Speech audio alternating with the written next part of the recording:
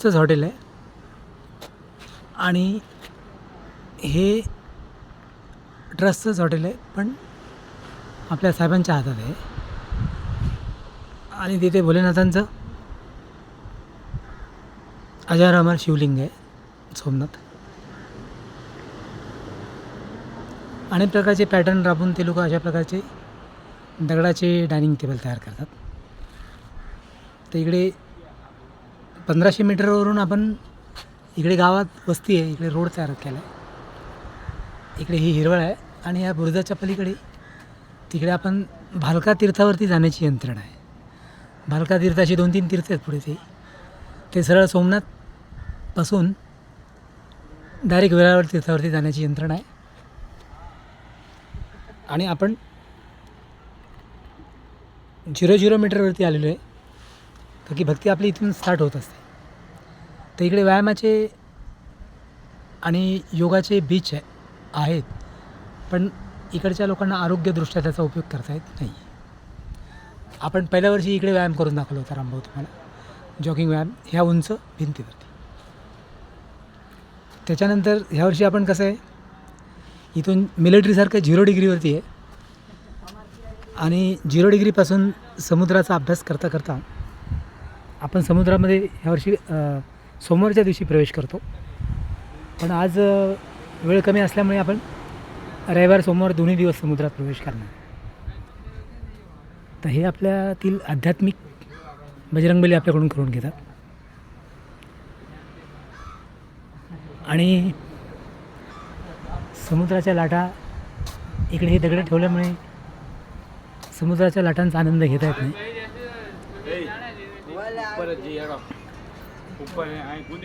इथे ही हिरवीगार झाडं या लोकांनी अलीकडच्या काळात लावलीत. हे गार्डनमधली सौंदर्ययुक्त झाडं आहेत. ती उंच 2 वर्षात किंवा 1 वर्षातच एवढी उंच केली त्या लोकांनी. परत दुसरी गोष्ट, हा जो रोड आहे हा 40 मीटर 1500 मीटर रोड आहे. तो जवळजवळ 4 ते 5 किलोमीटर लांब आहे इथून. आणि ह्या झाडांमुळे इथे सोमनाथचं सौंदर्य वाढत आहे, सौंदर्यात वाढ पडते. इथे एक छोटासा बीच आहे, पण हा बीच कसा आहे, आपला दादरसारखा आहे. इथे जायला अलाउड नाही. जायला जाणारी माणसं जातात, पण मग पोलीसवाला एखादा मित्र असेल तर जायला. ते पोलीसवाले 2-4 मित्र आपले येऊन गेले इकडे. ते गुजराती, त्यांना आपण फोर्स करत नाही, त्रास देत नाही. आणि आता व्यायामाचा टाईम आपला जवळ आला आहे. 3-3:30ला आपण 4ला व्यायाम चालू करणार आहे आज. कारण की 7 वाजता परत ते भजन ऐकायचं आहे. आणि उपास आज काय सोडायचा नाही, उद्या उपास सोडायचा आहे महाशिवरात्रीचा. तो उद्याही सोडणं होतं की नाही, की गिरनार पर्वतात असतो आपण. तर इकडे समुद्राच्या लाटा आहेत, सुंदर लाटा आहेत.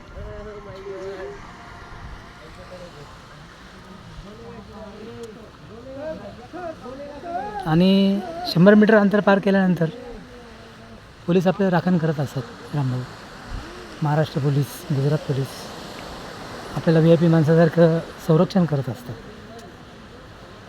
त्याबद्दल मी भारत सरकारचा खूप आभारी आहे की माझ्यासारख्या एका सामान्य माणसाला पोलीस संरक्षण प्राप्त होत असतं.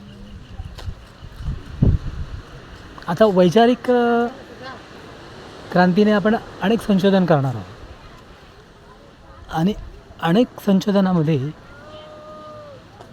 विषय असा आहे की पौष्टिक अन्नपदार्थ देणाऱ्या वनस्पती यांचा चंद्रवंशातील शोध आपण लावणार आहे.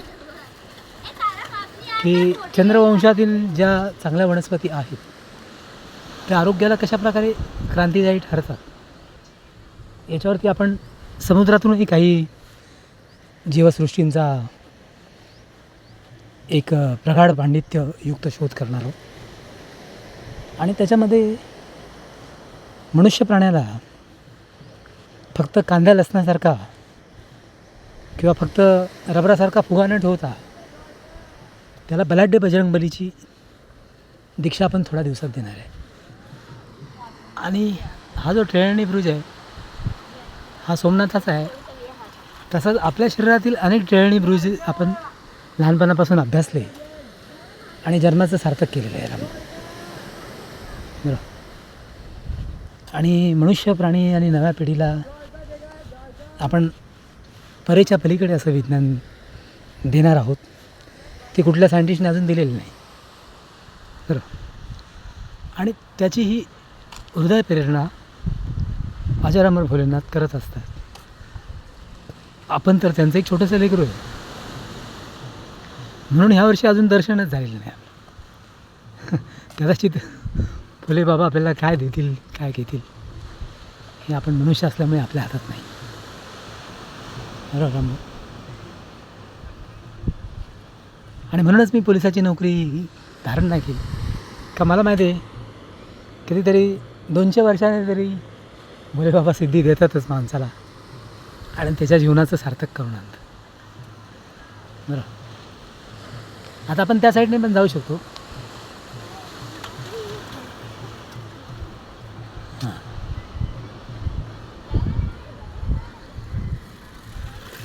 तर अशा प्रकारे ही भोलेनाथाची यंत्रणा आहे. अजरामर यंत्रणा आहे. मागच्या वर्षी आपण ह्या भागामध्ये भरपूर होतो. त्याच्या मागच्या वर्षी ह्या भागामध्ये होतो आपण. आता ह्या भागामध्ये आपण पटेल साहेबांबरोबर होतो. तर ते आपण राजकारणात कुठलंही पद न घेता आपल्याला मोठ्या मोठ्या मंत्री महोदयांशी अतिशय जवळून बोलणं चालणं होतं. तर ही महाराष्ट्राची जमीची बाजू आहे की महाराष्ट्र हा राजकारणामध्ये धुरंधर समुद्र पोहणारा राज्य आहे. गुजरात हे महाराष्ट्रच आहे. गुजरातमध्ये काय वेगळं मी गुजरातला वेगळं मानलंच नाही. काही साहेब जिजामाता इकडे सैन्याची कुमक पाठवायच्या आणि मुघल सैनिक ज्यावेळेस आपलं पारिपत्य करण्याचा इकडच्या लोकांचा पारिपत्य करण्याचा प्रयत्न करायचे त्यावेळेस आपली महाराष्ट्रातली कुमक इकडे पोचायची आणि ह्या भागाला हिंदू धर्माचं संरक्षण केला जायचा. पण आपण गेल्या काही व्हिडिओमध्ये आपण सांगितलं इथे आक्रमण केलं, मुघलांनी आक्रमण केलं, इथे खलील लोकांनी आक्रमण केलं असं आपण सांगितलं. तर अलीकडचा हिंदू आहे तो अगदी ढाल तलवारीसहित या मंदिराचं संरक्षण करत असतो. तर तो अलीकडचं नाही. आता हा हे जे दगडी बांधकाम आहे ना ह्या दगडी बांधकामासारखं आपण हिंदू धर्माला अतिशय प्रदीर्घ बांधकामामध्ये कन्व्हर्ट करणार आहोत. आणि आपल्या एशियन हार्ट म्हणजे आपल्या हृदयातील जो समुद्र आहे किंवा अजरामर संजीवनीचं जे पाणी आहे त्याच्यातूनच आपण पुढे हिंदू धर्माची पक्की नीव टाकणार आहे. बरोबर. काय हिंदू हृदय सम्राटांनी काय केलं त्यांनी फक्त पाया रचला. झिरो बिंदूवरती हिंदू धर्म स्थापन केला. शिवाजी महाराजांची यंत्रणा अंमलात आणली आणि 92-93चं जे कृष्ण आयोग होता तो सार्थ केला. तर मी रामभाऊंना सुद्धा विनंती करतो की येणाऱ्या पिढ्या कुठला जातीभेद धर्मभेद न करता आपण फक्त आणि फक्त भोलेनाथांचे आदेश पाळणार आहोत. आणि चुकून राक्षसांना जिवंत ठेवण्याचं कारण एवढंच आहे की राक्षस जे काम करतो, भूतं जे काम करतात, नाग जे काम करतात ते मनुष्य प्राणी कधी करू शकत नाही. तर असं आपण पश्चिम दिशेच्या गेटने हा जैन धर्माचा कौल दिलेला आहे. तुम्हाला सोनेरी कौल आहे. आता पुढे आपण दक्षिण दिशेने बात करणार आहोत. आणि युद्धसामुग्रीला मोदी साहेबांनी जवळजवळ 0 डिग्रीला आणलेलं आहे.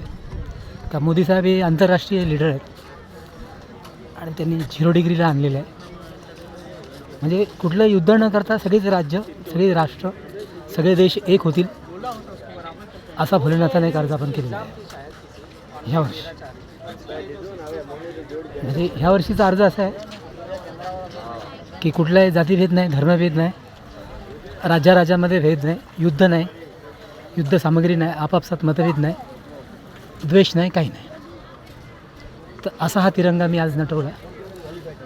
म्हणजे 26 जानेवारी किंवा रामभाऊचा बड्डे अशा पद्धतीने मी साजरा. तर रामभाऊंचा बड्डे हा अशा पद्धतीने साजरा करण्याचं कारण असं आहे की देशाला आपण आपल्या जन्मात काय दिलं. हे प्रकाश मेहतासारखं हे पहिलं एक शिल्प आहे सोन्याचं. हे दुसरं शिल्प तुम्हाला मी पाठवतो आता. आणि इथे व्हिडिओ बनवणारे आपल्यासारखे भरपूर आहेत. त्याच्यामुळे आपण आता संवाद थोडा वेळ थांबू. पुढे व्यायामाचा टाईम होतो आहे आपला.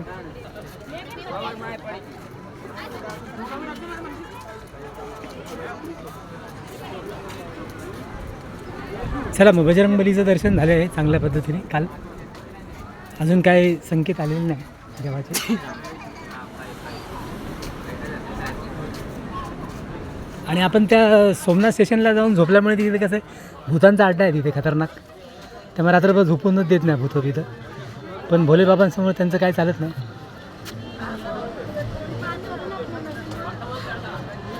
म्हणजे भूताही सगळीकडे असतात असा प्लस पॉईंट. आणि भूत ही प्रभू रामचंद्राला उपयोगात पडल्यामुळे आपण हे भूतांचा कधी उपयोग करत नाही. भूतच आपली मदत करतात बिना कामाची.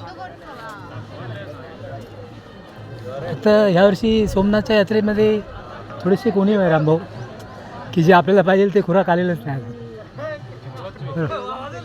म्हणजे भोलेनाथांच्या यात्रेत कसं होतं दरवर्षी जे आपल्याला पाहिजे ते भोलेनाथ इथे आणून ठेवतात 2-3 दिवस अगोदर.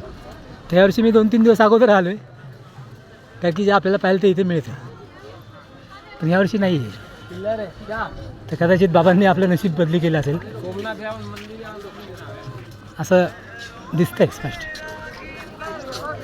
फक्त लोकसंख्या जास्त वाढली यावर्षी. प्रवासी आणि देवाचे भक्त जास्त आले त्यावर्षी. खूप चांगलं वातावरण सोमनाथला. खूप चांगलं वातावरण.